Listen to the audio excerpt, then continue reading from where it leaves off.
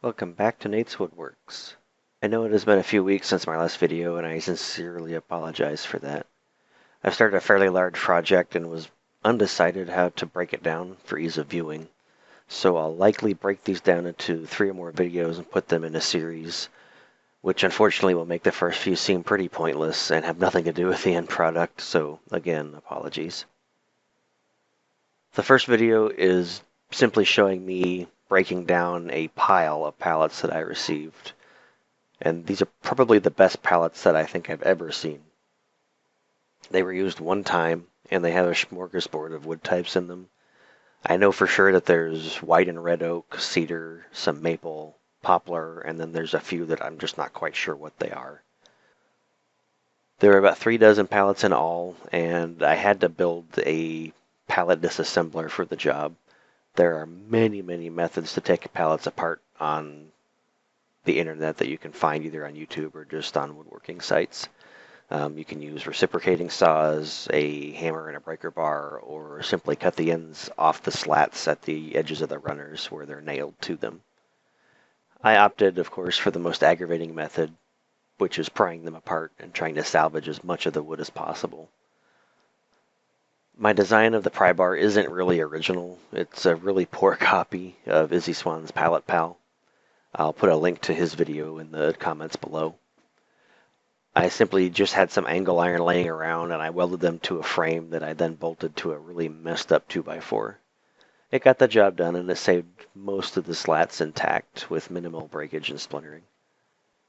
I'm only showing relatively short snippets of the video that I took for this. There were over 300 slats removed from these pallets and about 3 hours and 20 minutes of footage from all of the disassembly and processing. Once I had all of the pallets taken apart, I set up my sawhorses and began the lengthy journey of denailing all of the slats. I used a cheap screwdriver guide to pound out the sharp ends of the nails. This method is not very new and it works really well. It keeps the nails from bending as you pound them down enough to be able to pry them out the other side without damaging the wood.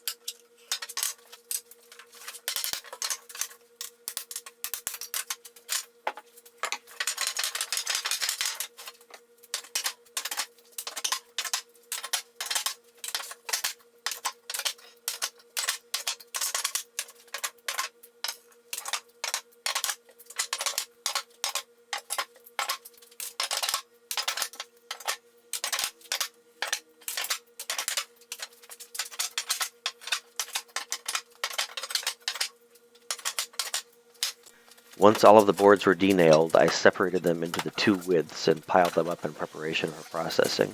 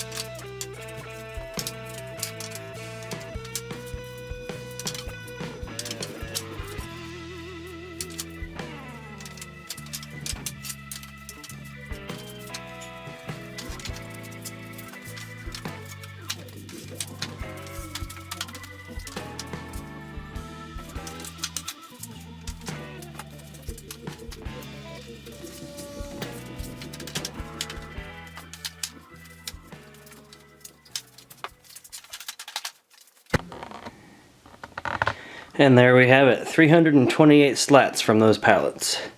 I brought them in the garage so that I could air dry them a little bit. I know that I should have calls in between each layer, but I just simply don't have enough wood to do that. So it'll have to do, and then we'll start getting them down to dimension, jointing and planing, and go from there. I do apologize for the short video this week. There's a whole lot more to come in this series, and I have some interesting plans for this 320 pallet wood. But don't forget to subscribe and keep an eye out for the next video in the series that's coming out soon.